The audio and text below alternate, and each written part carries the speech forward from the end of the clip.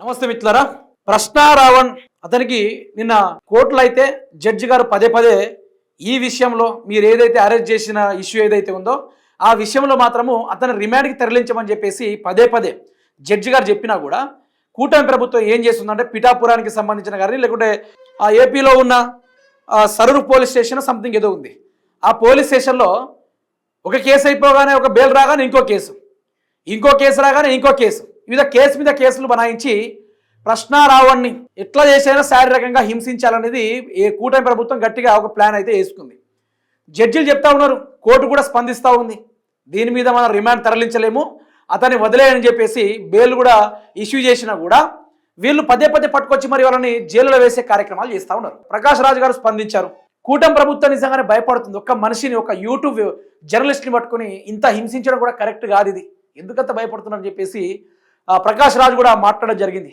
అసలు ప్రశ్నారావుడు మాట్లాడిన మాటలేంది, ఎందుకని ఈరోజు ఆంధ్రాకి సంబంధించిన పచ్చ మీడియాలన్నీ ఒకటేసారి లేచినాయి. ఇన్ఫ్లుయెన్సర్లు, లేకుంటే TV5, ఆ తర్వాత ఆంధ్రాకి సంబంధించిన ABN, వాళ్ళకి సంబంధించిన హ్యాష్ట్యాగ్ అన్ని టీవీలు ఒకటేసారి ఏమని పెట్టిరంటే హిందూ ధర్మానికి అగెనెస్ట్ ప్రశ్నారావణ్, హిందూ ధర్మం గురించి చెడుగా మాట్లాడే ప్రశ్నారావణ్, రామాయణం గురించి చెడుగా మాట్లాడే రావణాసుడు అని చెప్పేసి ఈ ప్రశ్నారావాన్ని రకరకాలుగా వీళ్ళు నిన్న నుంచి టార్గెట్ చేయడం మొదలుపెట్టారు. ప్రతి ఒక్క సోషల్ మీడియా వేదికగా ప్రతి ఒక్కరుగా కంప్లీట్గా టార్గెట్ చేస్తూనే ఉన్నారు. మరి ఆయన మాట్లాడిన మాటల్ని మొత్తం మఫ్ చేసి, అంటే ఇప్పుడు ఒక మాట ఆయన ఒక స్టేజ్ మీద మాట్లాడారు, అరే లుచ్చా నా కొడక అని చెప్పేసి ప్రశ్నారావణ్ గారు దళిత క్రైస్తవ సభ మీద మాట్లాడారు. ఆయన ఎవరిని ఉద్దేశించి మాట్లాడారు? రామ్ దాస్ మనోహర్ దాస్ అతని పేరు ఏదో ఉంటే సంశయం నామాలు పెట్టుకుని ఉంటాడు. హిందూ ధర్మం గురించి ప్రొడక్ట్ చేసే లెక్క తిరుగుతూ ఉంటాడు, సోషల్ మీడియాలో బాగా వీడియోలు చేపిస్తూ ఉంటాడు. ఆ వ్యక్తి క్రైస్తవ గ్రంథాన్ని పట్టుకొని ఇది లాలా పుస్తకము, ఈ యొక్క క్రైస్తవులందరూ గొర్రెలు అని చెప్పేసి నానా రకాలుగా ఆయన చెప్తా ఉన్నాడు. ఆయన తగ్గట్టుగానే ఆయన ఏం చెప్పాడు, మా క్రైస్తవాన్ని తిట్టేంత గొప్పోనివారా నువ్వు, క్రైస్తవ మతం నిన్నేమైనా ఇబ్బంది పెట్టిందా, క్రైస్తవ మతం నిన్ను అన్నం తినకుండా చేసిందా అని చెప్పేసి ప్రశ్నారావణ్ అరే బే అని చెప్పేసి, అరే ఓ లుచ్చా కొడక అని చెప్పేసి ఈ విధమైన పదజాలాలు వాడడం జరిగింది. దానికి ముందు ఆ యొక్క రామ్దాస్ మనోహర్ గారు ఏం మాట్లాడారో అది ఒకసారి చూసుకోవాల్సింది. కానీ నిన్న ఏపీ కూటమి ప్రభుత్వానికి సపోర్ట్ చేసే కొన్ని సోకాల్ జర్నలిస్టులు ఏం చేశారంటే వరుసబట్టి ప్రశ్నారావుని టార్గెట్ చేయడం మొదలుపెట్టారు. కంప్లీట్గా అతనే ఉన్నాడు, ఇక భారతదేశంలో ఎవరు లేరన్నట్టుగా అతన్నే టార్గెట్ చేస్తూ ఉన్నాడు.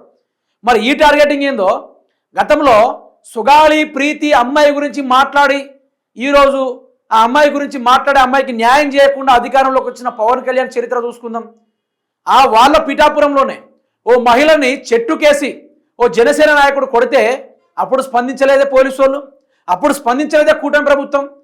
టీడీపీ అధినేత అయిన చంద్రబాబు నాయుడు గారి యొక్క నియోజకవర్గంలో ఓ టీడీపీ కార్యకర్త ఓ మహిళ అప్పు ఇవ్వలేదని చెప్పేసి చెట్టుకేసి కొడుతుంటే మరి అప్పుడు ఈ పోలీస్ వ్యవస్థ స్పందించలేదే. ఆ యొక్క రామ్ దాస్ మనోహర్ గారి పైన అతను చేసిన వ్యాఖ్యలపైన, క్రైస్తవ ధర్మాన్ని కించపరిచేలా మాట్లాడుతున్న అతనిపైన ఈయన తిట్టిండు. అరే రామాయణం గురించి కూడా చాలా వరకు ఈ కొందరు ట్రోల్స్ చేస్తూ ఉన్నారా, మరి వాళ్ళ గురించి నువ్వెందుకు మాట్లాడరావా అని చెప్పేసి ఆ యొక్క మనోహర్ గారికి గౌరవంగా ఈయన చెప్పాడు. ఇక దాన్ని పట్టుకొని మీరు మాట్లాడిన మాటలేంది, అసలు నువ్వు మనుషులేమా, జర్నలిస్టులు మీరు, జర్నలిస్టులు కారు, యూట్యూబ్ సంబంధించిన వాళ్ళు అంటే మీరు ఆ పైనుంచి ఊడిపడ్డారు, ఆ పైనుంచి జర్నలిస్టులుగా కింద నుంచి మొలకిచ్చి వచ్చారా? యూట్యూబ్ జర్నలిస్టులా? ఎవడి కాళ్ళ కింద ఉండకుండా స్వతహాగా ఛానల్ పెట్టుకొని పర్మిషన్లు తీసుకొచ్చి కంప్లీట్గా లోగో రిజిస్ట్రేషన్ చేసుకొని ఛానల్ రిజిస్ట్రేషన్ చేసుకొని కంప్లీట్గా అన్ని ప్రభుత్వాల యొక్క భాగవతాలు బయట పెడతా ఉంటే దాన్ని చూసి ప్రభుత్వం ఎక్కడ కూలిపోతుందనే భయంతో అతనిపైన అక్షరాల 30 కేసులు పెట్టారట. అక్షరాల 30 కేసులు.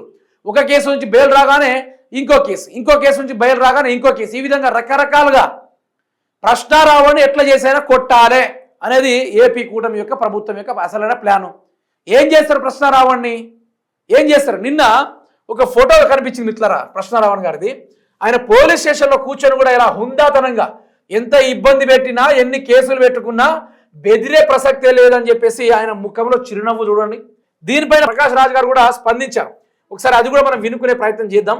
రావణ్ణి మధ్యరాత్రి హైదరాబాద్ లో అరెస్ట్ చేసి పెద్ద బిల్డప్ ఇచ్చి ఆంధ్రప్రదేశ్ తీసుకెళ్లారు. కోర్టు ఈ కేసులో అరెస్ట్ చేయలేవండి అని బెయిల్ ఇచ్చింది. ఇమ్మీడియట్ గా ఇంకో కేసు వేసి మళ్ళీ అరెస్ట్ చేశారు.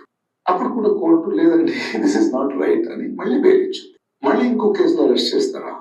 ఇలా ఒక 30 కేసులు రెడీగా ఉన్నాయంటే కదా బెయిల్ ఇస్తే, అంటే కోర్టు మళ్ళీ మీరు తప్పు చేస్తున్నారు, ఇలా అరెస్ట్ చేయలేదంటే మీరు ఇంకో 30 కేసులు పెట్టి అధికారాన్ని మిస్యూజ్ చేస్తూ ఎక్కడ దాకా వెళ్తారు? ఏంటిది సిగ్గులేని ఏంటి కక్ష సాధింపు? ఏం చేయాలనుకుంటున్నారు? జనాలు చూస్తున్నారు. They are seeing your frustration. They are all watching this frustration. You can't misuse power like this. Hope you release it soon. అయితే ప్రకాష్ రాజ్ గారు చెప్పిన మాట ఏంటంటే, ఒక్క కేసు నుంచి బెయిల్ రాగానే 30 కేసులు పెడతారా? 30 కేసులు అంటే ఎక్కడ దాకా పోతారు? ఏం చేద్దామని పోతారు? అంటే ఈ యొక్క ప్రశ్నారావణ్ ప్రభుత్వాన్ని కెలికేస్తా ఉన్నాడు. ఆ ప్రశ్నారావణ్ క్వశ్చన్లకు కుర్చీలు కదిలిపోతున్నాయి కూటమి ప్రభుత్వానికి. ఈయన ఇట్లా వదిలేస్తే కుదరదని చెప్పేసి ఏదో ఒకటి చేయాలని చెప్పేసి వీళ్ళు నానా రకాల ప్రయత్నం చేస్తూ ఉన్నారు. వీళ్ళ ముఖాల్లో ఆ ఫ్రస్ట్రేషన్ కనబడతా ఉందని చెప్పేసి ప్రకాష్ రాజ్ గారు మాట్లాడారు. అయితే ఇక్కడ మనం తెలుసుకోవాల్సింది ఏంటంటే, మేము అభివృద్ధి బాటలు ఎవరితో భయపడే నైజం మాది కాదు అని చెప్పేసి ఒర్రే చంద్రబాబు నాయుడు గారు కావచ్చు, ఇటు నారా లోకేష్ గారు కావచ్చు, ఇటు పవన్ కళ్యాణ్ గారు కావచ్చు. చూసారా, ఒక్కరిని తట్టుకునే దమ్ము లేక ప్రభుత్వాలు గజ గజ గజ గజ గజ గజ వణుగుతున్నాయి. ఒక బెయిల్ రాగానే ఇంకో కేసు రాగానే ఇంకో కేసు. దేనికోసం? ఏం సాధిస్తారు మీరు అని చెప్పేసి అక్కడ ప్రకాష్ రాజ్ గారు మాట్లాడుతూ ఉన్నారు. సోర్ ఏం చెప్పేది ఏంటంటే, నిన్న మీరు ఒకటి సంఘటన చూడాల్సింది. అయితే నిన్న ఈ విధంగా మాట్లాడినందుకు ప్రశ్నారావాన్ని ఏం చేశారు మిత్రులారా అంటే, వాళ్ళు ఆ పోలీసు వాళ్ళు ఉండగా జనసేనకు సంబంధించిన వాళ్ళ నాయకులు లేకుంటే ఇంకేదైనా లేకుంటే ఎవరో అని రాళ్లతోటి దాడి చేస్తూ ఉన్నారు. రాళ్లతోటి. మరి అట్లాంటి వాళ్ళని పోలీసు వాళ్ళు అదుపులో తీసుకొని వాళ్ళనే కదా జైల్లో వేయాల్సింది. రౌడీల లెక్క వ్యవహరిస్తున్న వాళ్ళు జనసేన పార్టీకి సంబంధించిన లేకుంటే ప్రైవేట్ రౌడీలా అని తెలియకుండా వాటిని ఇంట్రాగేషన్ చేసి ఏపీ పోలీసు వాళ్ళు హైదరాబాద్లో ఉన్న రావణ్ణి పట్టుకుపోయి ఇన్ని కార్యక్రమాలు చేస్తూ ఉంటే పోలీసు వాళ్ళ ముందు రాళ్లతో కొడుతున్న వాళ్ళని తీసుకెళ్లి జైల్లో వేయచ్చు కదా. మీరే చూడండి, ఆ కథ చూడండి. రాళ్లతో ఎట్లా కొడుతున్నారు చూడండి.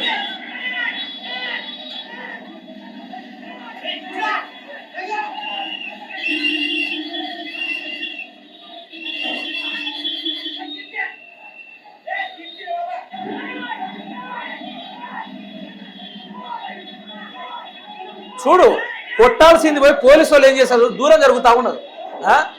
అంటే ఇక్కడ ప్రశ్నారావణ్ ప్రాణానికి హాని కలిగిన పర్వాలేదు అని చెప్పేసి ప్రశ్నారావణ్కి ఏమైనా పర్వాలేదు కానీ అటాక్ చేయాలా అనేది వీళ్ళు ఆ టార్గెట్ అన్నట్టు ఇక్కడ మనకు కనబడతా ఉంది. పోలీసు వాళ్ళు కూడా చూసారా, వెహికల్ అడ్డుకుంటా ఉంటే లాఠీతోటి కొట్టాల్సింది పోయి పోలీసు వాళ్ళు వెనక జరుగుతూ ఉంటా అంటే ప్రీపేడ్గా గూండాలు దిగి చంపడానికే ప్రయత్నం చేస్తూ ఉన్నారు. ఇక్కడ మనకు క్లారిటీ కనిపించింది. ఇంకేం కావాలి దీని నుంచి ప్రశ్నారావణ్ మీద అటాకింగ్ జరిగే విషయాల్లో? ఇది ఎట్లా ఏ విధంగా తెలుసుకోవాలా అనేది చాలా వరకు డౌట్లు ఉన్నాయి. అందులోనూ ప్రశ్నారావణ్కి సంబంధించిన కొంత పవన్ కళ్యాణ్ గారు ఇప్పుడు సోగ్గాళ్ళు అందరూ మాట్లాడుతూ ఉన్నారు కదా, ప్రశ్నారావణ్ చేసింది మాట్లాడిన తప్పే, ఇట్లాంటి మాటలు మాట్లాడకూడదని చెప్పేసి మాట్లాడడం. గతంలో పవన్ కళ్యాణ్ గారు మాట్లాడిన ముచ్చట్లు మీరు కూడా ఒక్కసారి వినుకునే ప్రయత్నం చేయరుగా. ఫ్రీడమ్ ఆఫ్ స్పీచ్ అంటే ఫ్రీడమ్ టు అబ్యూస్ కాదు. రేగితే నాకు ముఖ్యమంత్రి వాళ్ళ అమ్మమ్మ కూడా ఎవరు గుర్తురాడు నాకు. ఎంత పచ్చి మాటలు మాట్లాడంటే, ఆడ కాదు మగ కాదు, ఒక్కొక్కరిని కూర్చోబెట్టి నారకి నార వన్నిచ్చి చూపిస్తాం. డెత్ థ్రెట్స్ ఇవ్వడం, వంట చేత వస్తాం, మెడ పిసికి తొక్కి కింద నొక్కేస్తాం కొడకల్లారా.